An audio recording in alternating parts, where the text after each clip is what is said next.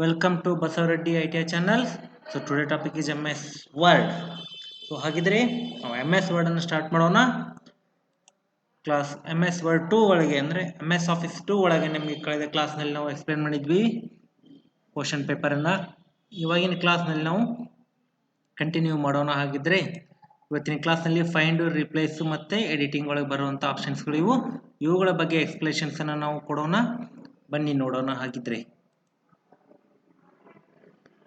First ಒಂದು notes ಅನ್ನು ನಾನು ತೆಗೆದುಕೊಳ್ತೇನೆ. ಯಾವುದಾದ್ರೂ ಒಂದು ನೋಟ್ಸ್ ಅನ್ನು ನಾವು ತೆಗೆದುಕೊಳ್ಳಬಹುದು. ಇಲ್ಲಿ copy, minimise, then control V paste.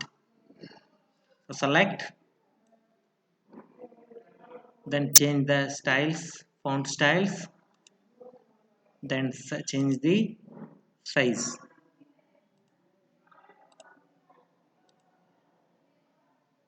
Then apply for colors. Then copy. Next one, enter button press, then paste. ಹಾಗಿದ್ರೆ ಫೈಂಡ್ ಆಪ್ಷನ್ ಕ್ಲಿಕ್ ಮಾಡಿ ಫೈಂಡ್ ಅನ್ನು ಕ್ಲಿಕ್ ಮಾಡಿಬಿಟ್ರೆ ಸಾಕು. ನಮಗೆ ಏನು ಫೈಂಡ್ ಮಾಡಬೇಕು ಅನ್ನುವಂಥದ್ದನ್ನು ಇಲ್ಲಿ ಟೆಕ್ಸ್ಟ್ನ ಬರೆದ್ರೆ ಅದು ನಮ್ಗೆ ಫೈಂಡ್ ಮಾಡ್ತಾ ಹೋಗ್ತದೆ. ಹಾಗಾದರೆ ಯು ಅಂತ ಸೆಂಡ್ ಮಾಡೋಣ. ಹಾಗಿದ್ರೆ ನೋಡ್ಬೋದು ತಾವು ನಮಗೆ ಯು ಅನ್ನುವಂಥ ವರ್ಡ್ ಎಲ್ಲಿದೆ ಅಂತ ಹೈಲೈಟ್ ಆಗಿ ಕಾಣ್ತಾ ಇರ್ಬೋದು ತಮಗೆಲ್ಲ. ಸೊ ಈ ರೀತಿ ನಾವು ಶೋ ಮಾಡ್ತಾನು ಹೋಗ್ಬೋದು. ಸೊ ಯು ಅನ್ನುವಂಥ ವರ್ಡ್ ಈ ರೀತಿ ನಮ್ಗೆ ಶೋ ಆಗ್ತಾ ಇದೆ.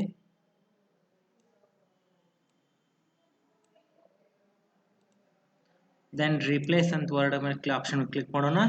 ಹಾಗಿದ್ರೆ ಫೈಂಡ್ ತಮ್ಗೆ ಗೊತ್ತಿರೋ ಹಾಗೆ ಈ ರೀತಿ ನಾವು ಫೈಂಡ್ ಅಂತ ನಾವು ನೋಡಿರ್ಬೋದು ಬಹಳಷ್ಟು. 2007 ವರ್ಷನ್ ಅಲ್ಲಿ ಈ ರೀತಿ ಡೈಲಾಗ್ ಬಾಕ್ಸ್ ಬರುತ್ತೆ. ಇದರೊಳಗೆ ಫೈಂಡ್ ನೆಕ್ಸ್ಟ್. ಸೊ ಫೈಂಡ್ ನೋಡಿ ಕಾಣ್ತಾ ಇರ್ಬೋದು. ಸೆಕೆಂಡ್ ಪ್ಯಾರಾಗ್ರಾಫ್ ಥರ್ಡ್ ಲೈನ್ ಅಲ್ಲಿ ಫೈಂಡ್ ಮಾಡ್ಬೋದು. Third line, fourth line, fifth line ಈ ಥರ ನಮಗೆ ಶೋ ಆಗ್ತಾ ಹೋಗ್ತದೆ. ದೆನ್ ರಿಪ್ಲೇಸ್ ಅಂತಿರುವಲ್ಲಿ ಯು ಬದಲಿ ಮೀ ಅಂತ ಆ್ಯಡ್ ಮಾಡೋಣ. ಹಾಗಿದ್ರೆ ನಮಗೆ ಯಾವ ಲೈನ್ ಒಳಗೆ ಮೀ ಅನ್ನುವಂಥ ವರ್ಡ್ ಬೇಕಾಗುತ್ತೆ. ಸೊ ಅದನ್ನು ನಾವು ಎಂಟ್ರಿ ಮಾಡೋಣ. ಸೊ ಅದು ಬಿಟ್ಟು ನಮಗೆ ನೆಕ್ಸ್ಟ್ ಈ ಲೈನ್ ಬೇಡ, ಕಂಪ್ಲೀಟ್ ಆಯಿತು. ದೆನ್ ಮತ್ತೆ ನೆಕ್ಸ್ಟ್ ಇಲ್ಲಿ ಸೆಟ್ ಮಾಡಬೇಕಾದ್ರೆ ರಿಪ್ಲೇಸ್. ಸೊ ಯು ಅನ್ನುವಂಥ ವರ್ಡ್ ರಿಮೂವ್ ಮಾಡಿ ನಾ ರಿಪ್ಲೇಸ್ ಒಳಗೆ ಮೀ ಅಂತ ಸೆಟ್ ಮಾಡಿದೆ. ಹಾಗಾದರೆ ಮತ್ತೆ next. So replace. So find ನಿಮ್ಗೆ ಯಾವ್ದು ಬೇಕು ಅಂತ ರಿಪ್ಲೇಸನ್ನು ಮಾಡ್ಬೋದು. ಈ ರೀತಿ ನಾವು ರಿಪ್ಲೇಸ್ ಮಾಡ್ತಾ ಹೋಗ್ತೀವಿ. ಇಲ್ಲಿ ಗೋ ಟು ಅಂತ ಬರುತ್ತೆ. ಗೋ ಟು ಅಂದರೆ ನಮಗೆ ಇಲ್ಲಿ ಕಾಮನ್ ಆಗಿ ಪೇಜ್ 1 ಅದ. ಸೊ ನಮಗೆ ಪೇಜ್ 1 ಅಂತೇಳಿ ಇವಾಗ ನಾವು ಏನು ಸರ್ಚ್ ಮಾಡಬೇಕಾಗತ್ತೆ. ಇಲ್ಲಿ ಪೇಜಸ್ ತಗೋಬಹುದು, ಲೈನ್ಸ್ ತಗೋಬಹುದು. ಯಾವ ಲೈನ್ ಬೇಕು? 2 ಲೈನ್ ಬೇಕು cursor, go to 2 line. So second ಲೈನಲ್ಲಿ ನಮಗೆ ಕರ್ಸರ್ ಬರುತ್ತೆ. ಸೊ ಫೋರ್ತ್ ಲೈನಲ್ಲಿ ಎಂಟ್ರಿ ಮಾಡಿ ಗೋ ಟು ಅಂತ ಕ್ಲಿಕ್ ಮಾಡಿ ಫೋರ್ತ್ ಲೈನ್. ಹಾಗಾದರೆ ಇನ್ನು ಬಹಳಷ್ಟು ಪೇಜಸ್ ಇದ್ದರೆ ನಮ್ಮ ಹತ್ರ ಏನು ಮಾಡಬೇಕು?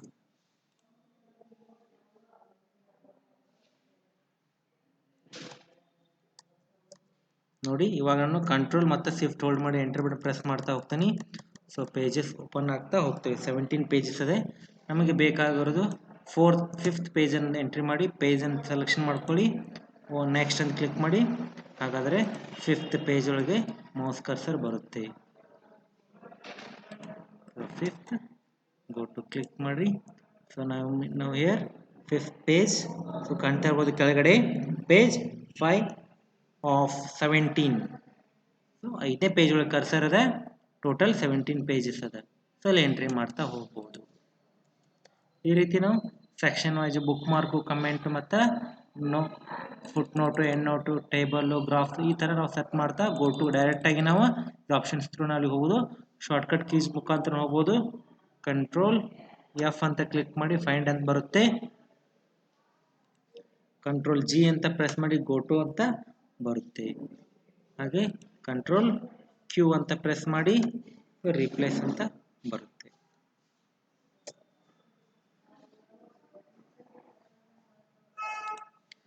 ಈ ರೀತಿ ಸರ್ಚ್ ಮಾಡ್ತಾ ಹೋಗ್ತೀವಿ. ನೋಡಿ ಇವಾಗ ಡಿ ಮತ್ತು ಕ್ಯೂ ಮತ್ತು ಜಿ ಈ ರೀತಿ ನಾವು ಸರ್ಚ್ ಮಾಡ್ತಾ ಪಿ ಮತ್ತು ಜಿ ಇವುಗಳನ್ನು ಸರ್ಚ್ ಮಾಡ್ತಾ ಹೋಗ್ಬೋದು ನಾವು ಡೈರೆಕ್ಟಾಗಿ. ಅದು ಆಲ್ಟ್ ಪ್ರೆಸ್ ಮಾಡಿದ ನಂತರ. ನೆಕ್ಸ್ಟ್ ಒನ್ ನಮಗೆ ಸೆಲೆಕ್ಟ್ ಆಬ್ಜೆಕ್ಟ್ ಅನ್ನು ಸೆಲೆಕ್ಷನ್ ಮಾಡ್ಕೋಬೇಕಾದ್ರೆ ಈ ಪಿಕ್ ಟೂಲ್ ಅಥವಾ ಮೂವ್ ಟೂಲ್ ಅನ್ನು ಇರಬೇಕಾಗುತ್ತೆ. ಸೆಲೆಕ್ಟ್ ಆಲ್ ಕ್ಲಿಕ್ ಮಾಡಿದ್ರೆ ಟೋಟಲಿ ಟೆಕ್ಸ್ಟ್ ಎಷ್ಟು ಪೇಜ್ ಇರುತ್ತೋ ಎಲ್ಲ ಪೇಜ್ಗಳು ಕೂಡ ಸೆಲೆಕ್ಷನ್ ಆಗ್ತಾ ಹೋಗ್ತಿದೆ. ನೆಕ್ಸ್ಟ್ ಒನ್ ಇನ್ಸರ್ಟ್ ಒಳಗಿನ ಆಪ್ಷನ್ಸ್ಗಳನ್ನ ಹೇಳ್ತಾ ಹೋಗೋಣ. ಇವಾಗ ಇನ್ಸರ್ಟ್ ಒಳಗೆ ಬಂದ್ಬಿಟ್ಟು ಇಲ್ಲಿ ನಮಗೆ ಫಸ್ಟ್ ಶೇಪ್ಸ್ ಅನ್ನ ತೆಗೆದುಕೊಳ್ಳೋಣ. ಶೇಪ್ ತೆಗೆದುಕೊಂಡು ನಿಮ್ಗೆ ಕಾಣ್ತಾ ಇರೋದು rectangle, Oval, rounded corner, rounded rectangle ಅಂತಾನೆ ಹೇಳ್ಬೋದು. ಸೊ ಫಸ್ಟ್ ನಾನು ರೆಕ್ಟ್ಯಾಂಗಲ್ ಅನ್ನ ಡ್ರ್ಯಾಗ್ ಮಾಡ್ತೀನಿ. ಸೊ ಒಂದು ರೆಕ್ಟ್ಯಾಂಗಲ್ ನ ಡ್ರ್ಯಾಗ್ ಮಾಡಿಬಿಟ್ಟು ಇದಕ್ಕೆ ನಮಗೆ ರೆಕ್ಟ್ಯಾಂಗಲ್ ಡ್ರ್ಯಾಗ್ ಮಾಡಿದ ನಂತರ ಫಾರ್ಮ್ಯಾಟ್ ಅಂತ ಆಪ್ಷನ್ ಬರುತ್ತೆ. ಈ ಫಾರ್ಮ್ಯಾಟ್ ಆಪ್ಷನ್ ನೋಡೋಣ ಈಗ. ಹಾಗಿದ್ರೆ ಫಾರ್ಮ್ಯಾಟ್ ಅಲ್ಲಿ ಫಸ್ಟ್ ಬರೋದು ಶೇಪ್ ಫಿಲ್ ಅಂತ ಬರುತ್ತೆ. ಈ ಶೇಪ್ ಫಿಲ್ ಒಳಗೆ ನಮಗೆ ಕಾಮನ್ ಆಗಿ ಯಾವ ತರ ಶೇಪ್ ಅನ್ನ ಫಿಲ್ ಮಾಡಬೇಕು ಅಂತ. ಸೊ ಈ ರೀತಿ ಶೇಪ್ ಫಿಲ್ ಅನ್ನ ಮಾಡ್ತಾ ಹೋಗ್ತೀವಿ. ಶೇಪ್ ಫಿಲ್ ಒಳಗೆ ಯಾವ ಬರ್ತಾವ ನೋಡೋಣ. ಮೋರ್ ಫಿಲ್ ಕಲರ್ಸ್ ಅಂತ ಬರುತ್ತೆ. First one more fill colours ಅನ್ನ ತೆಗೆದುಕೊಂಡು ಇಲ್ಲಿ ನಮ್ಮ ಸ್ಟ್ಯಾಂಡರ್ಡ್ ಮತ್ತು ಕಸ್ಟಮ್ಸ್ ಅಂತ ಎರಡು ಆಪ್ಷನ್ಗಳು ಇರ್ತವೆ. ಸ್ಟ್ಯಾಂಡರ್ಡ್ ತಂದ್ಬಿಟ್ಟು ಸೊ ರೌಂಡ್ ಒಳಗೆ ಕಾಣ್ತಾ ಇರುವಂಥ ಕೆಲವೊಂದು ಕಲರ್ಸ್ಗಳನ್ನು ಮಾತ್ರ ನಾವು ಚೂಸ್ ಮಾಡ್ಬೋದು. ಇದರೊಳಗೇನೆ ಟ್ರಾನ್ಸ್ಪರೆಂಟ್ ಲೈಟು ಡಾರ್ಕು. ಸೊ ಈ ರೀತಿ ಸರ್ಚ್ ಮಾಡ್ತಾ ಹೋಗ್ಬೋದು. ಸೊ ನೋಡ್ರಿ ಟ್ರಾನ್ಸ್ಪರೆಂಟ್ ಇದು ಕರೆಂಟ್ ಕಲರ್ ಅಂದರೆ ಸದ್ಯ ಅಪ್ಲೈ ಇರುವಂಥ ಕಲರ್ಸು. ನ್ಯೂ ಕಲರ್ಸ್ ಅಂದರೆ ನಾನು ಯಾವ ಕಲರ್ ಮೇಲೆ ಕ್ಲಿಕ್ ಮಾಡ್ತಾ ಇದ್ದೀನಿ ಅದು ಈಗ ಅಪ್ಲೈ ಆಗುವಂತಹ ಕಲರ್ಸು. ಅದರೊಳಗೇ ಟ್ರಾನ್ಸ್ಪರೆಂಟ್ ಲೈಟಾಗಿ ಮತ್ತು ಡಾರ್ಕ್ ಆಗಿ ಬರುವಂಥ ಟ್ರಾನ್ಸ್ಪರೆನ್ಸಿ ಇರುತ್ತೆ. ಸೊ ಓಕೆ ಅಪ್ಲೈ ಮಾಡಿಬಿಟ್ರೆ ಅಪ್ಲೈ ಆಗುತ್ತೆ. ಇದೊಂದು ಮೋರ್ ಕಲರ್ಸ್ ಒಳಗೆ ಬರುವಂಥದ್ದು ಆಪ್ಷನ್ಸ್ಗಳು. ಕಸ್ಟಮ್ ಮೇಲೆ ಕ್ಲಿಕ್ ಮಾಡಿಬಿಟ್ಟು ನಾವು ಅಪ್ ಡೌನ್ ವೀಲನ್ನು ಮೂವ್ ಮಾಡ್ಬೋದು.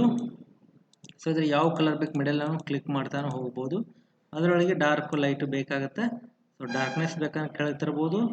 ಲೈಟಾಗಿ ಕಲರ್ಸ್ ಬೇಕಾಗಿದ್ದರೆ ಅಪ್ ಮಾಡ್ಬೋದು ವೀಲನ್ನು. ಸೊ ರೆಡ್, ಗ್ರೀನ್, ಬ್ಲೂ ಅಂತ ಇರ್ತದೆ. ಸೊ ಈ ಥರ ನಾವು ಸೆಟ್ ನಂಬರ್ಸ್ ಮುಖಾಂತರ ಕೂಡ ಸೆಟ್ ಮಾಡ್ತಾನೆ ಹೋಗ್ತೀವಿ. ಸೊ ಓಕೆ ಪ್ರೆಸ್ ಮಾಡಿಬಿಟ್ರೆ ಅಪ್ಲೈ ಆಗುತ್ತೆ. ಅದೇ ರೀತಿ ನಮಗೆ ಪಿಕ್ಚರ್ಸ್ ಅಂತ ಬರುತ್ತೆ, ಗ್ರೇಡಿಯಂಟ್ ಅಂತ ಬರುತ್ತೆ. ಪಿಕ್ಚರ್ಸ್ ನೋಡೋಣ. ಈಗ ಫಸ್ಟು ಪಿಕ್ಚರ್ಸ್ ಅಂತ ತೆಗೆದುಕೊಂಡ್ರೆ ನಮ್ಗೆ ಯಾವ ಇಮೇಜನ್ನು ಅಲ್ಲಿ ಆ್ಯಡ್ ಮಾಡಬೇಕಾಗಿರುತ್ತೆ. ಹಾಗಾದರೆ ಒಂದು ಇಮೇಜನ್ನು ತೆಗೆದುಕೊಳ್ಳೋಣ. ಸೊ ಇಮೇಜನ್ನು ಆ್ಯಡ್ ಮಾಡಿದ್ದೀವಿ. ಸೊ ಇಮೇಜನ್ನು ಆ್ಯಡ್ ಮಾಡಿ ಸೆಲೆಕ್ಷನ್ ಮಾಡ್ಕೋಬೋದು. ಟೆಕ್ಸ್ಟನ್ನು ಇದಕ್ಕೆ ಜಸ್ಟಿಫೈ ಅಲೈನ್ಮೆಂಟ್ ಮಾಡ್ಬೋದು. ಇಮೇಜನ್ನು ಕಾರ್ನರ್ ಥ್ರೂ ಯಾವಾಗಿದ್ರು ನಾವು ಕಾರ್ನರಿಂದನೇ ಶಿಫ್ಟನ್ನು ಹೋಲ್ಡ್ ಮಾಡಿ ಕಾರ್ನರಿಂದ ಚಿಕ್ಕದಾಗಿ ಮಾಡಬೇಕು. ಸ್ಮಾಲ್ ಇಮೇಜನ್ನು ಸ್ಮಾಲ್ ಇಮೇಜ್ ಆಗಿ ರೆಡಿ ಮಾಡಬೇಕಾಗುತ್ತೆ. ಝೂಮ್ ಮಾಡ್ಬೋದು. ಇದನ್ನು ಝೂಮ್ ಮಾಡ್ತಾ ಅಥವಾ ಮೌಸ್ ಒಳಗೆ ಅಪ್ ಡೌನ್ ವೀಲ್ ಮಾಡಿದ್ರೆ ಗೊತ್ತಾಗುತ್ತೆ ನಿಮಗೆ. ಪೇಜ್ ಅಪ್ ಡೌನ್ ಮೂವ್ ಮಾಡ್ಬೋದು. ಎಷ್ಟು ಕ್ಲೀನಾಗಿ ಕಾಣ್ತಂತ ಅಥವಾ ಝೂಮ್ ಮುಖಾಂತರ ಕೂಡ ನಾವು ಸೆಟ್ ಮಾಡ್ತಾ ಹೋಗ್ಬೋದು. ಸೊ ಯಾವ paragraph selection, first paragraph selection ಮಾಡಿಕೊಂಡು ನಮಗೆ ನೀವು ಫಸ್ಟ್ ಕ್ಲಾಸ್ನಲ್ಲಿ ಹೇಳಿದ ಹಾಗೆ ಇಂಡೆಂಟನ್ನು ಮೂವ್ ಮಾಡೋಣ. ಸೊ ಇಂಡೆಂಟನ್ನು ಮೂವ್ ಮಾಡಿ ಫಸ್ಟ್ ಲೈನ್ ಇಂಡೆಂಟನ್ನು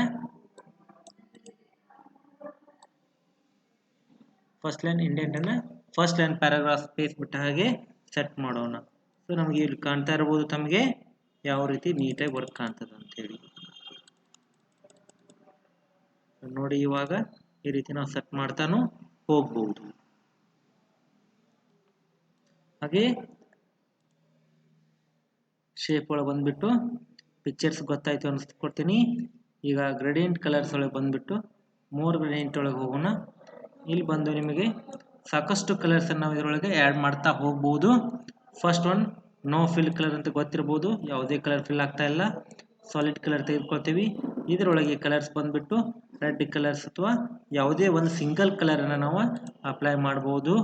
ಆಮೇಲೆ ಗ್ರೇಡಿಯಂಟ್ ಕಲರ್ ಇವಾಗ ನೀವು ಹೇಳಿದ್ದೆ ನಾವು ಪ್ರೆಸೆಂಟ್ ಕಲರ್ಸ್ ಇಲ್ಲಿ ಚೂಸ್ ಮಾಡ್ಕೋಬೋದು ನಾವು ಅಂತೇಳಿ. ಸೊ ಯಾವುದಾದ್ರು ಒಂದು ಫೈರ್ ಅಂತದೆ. ಈ ಫೈರನ್ನು ಸೆಲೆಕ್ಷನ್ ಮಾಡ್ತಾ ಇದ್ದೀನಿ. ಇದರೊಳಗೆ ಲೈನರ್ಸ್, ರ್ಯಾಂಡಲ್, ರೆಕ್ಟ್ಯಾಂಗ್ಯುಲರ್, ಪಾತ್ ಈ 4 ಟೈಪ್ಸ್ ಬರ್ತದೆ. ಲೈನ್ಸ್ ತೊಗೊಂಡ್ಬಿಡ್ತೇನೆ ನಾನು. ಲೈನರ್ ಒಳಗೆ ತಂದುಬಿಟ್ಟು ನಮಗೆ ಈ ಕಾಣ್ತಾ ಇರುವಂಥ ಕಲರ್ಸ್ ಇಲ್ಲಿ ಕೋಡಿಂಗ್ ಬಂದದ. ಸ್ಟಾಪ್ಸ್ ಅಂತ ಅದಾವೆ. ಸೊ ಇಲ್ಲೊಂದು ಸಿಂಗಲ್ ಡಬಲ್ ಕ್ಲಿಕ್ ಮಾಡ್ತಾನೆ. ಇಲ್ಲಿ ಯಾವ ಕಲರ್ ಬೇಕಂತ ನಾವು ಮತ್ತೆ ಎಕ್ಸ್ಟ್ರಾ ಕಲರ್ಸನ್ನು ಕೂಡ ಆ್ಯಡ್ ಮಾಡ್ತಾ ಹೋಗ್ಬೋದು.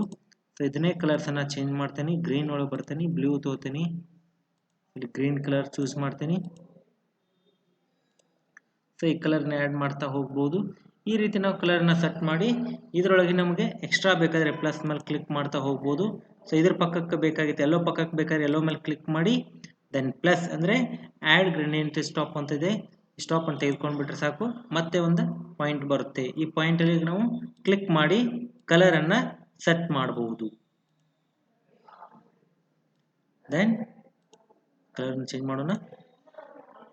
ಹಾಗೆ ಈ ಕಲರ್ನ ಬ್ರೈಟ್ನೆಸ್ ಕೂಡ ಕಮ್ಮಿ ಮಾಡ್ಬೋದು ಅಥವಾ ಜಾಸ್ತಿನೂ ಮಾಡ್ಬೋದು ಬ್ರೈಟ್ನೆಸ್. ಸೊ ಟ್ರಾನ್ಸ್ಪರೆನ್ಸಿನೂ ಕೂಡ ಸೆಟ್ ಮಾಡಬಹುದು. ನೆಕ್ಸ್ಟ್ ಒನ್ ರ್ಯಾಂಡಲ್ ತೆಗೆದುಕೊಳ್ಳೋಣ. ಸೊ ಯಾವ ರೀತಿ ಬರುತ್ತೆ ಅಂತ. ರ್ಯಾಂಡಲ್ ಒಳಗೆ ಡೈರೆಕ್ಷನ್ ಮಿಡಲ್ ತಗೋಬಹುದು ಅಥವಾ from bottom right corner, from bottom left corner, from bottom top, from top right corner, next left corner.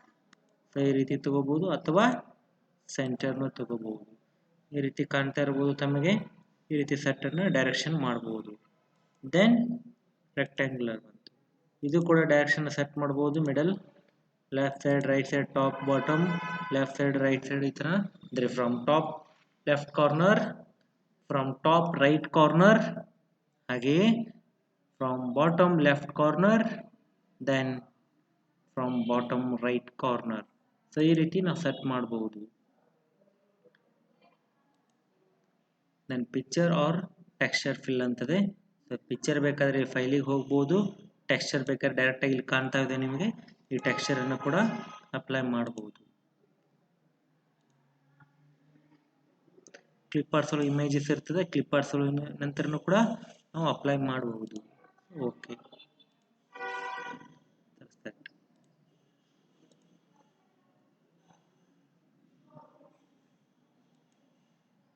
Pattern fill ಬರುತ್ತೆ. ಈ ಪ್ಯಾಟರ್ನ್ ಫಿಲ್ ಅಲ್ಲಿ ಕೂಡ ಸೆಲೆಕ್ಷನ್ ಮಾಡ್ತಾ ಹೋಗ್ಬೋದು. ದೆನ್ ಅದರ್ವೈಸ್ ಫಾರ್ ಬ್ಯಾಕ್ಗ್ರೌಂಡ್ ಕಲರನ್ನು ಚೇಂಜ್ ಮಾಡ್ತಾ ಹೋಗ್ಬೋದು. ಸೊ ಬ್ಯಾಕ್ಗ್ರೌಂಡ್ ಕಲರ್ನ ಕೂಡ ಚೇಂಜ್ ಮಾಡೋಣ.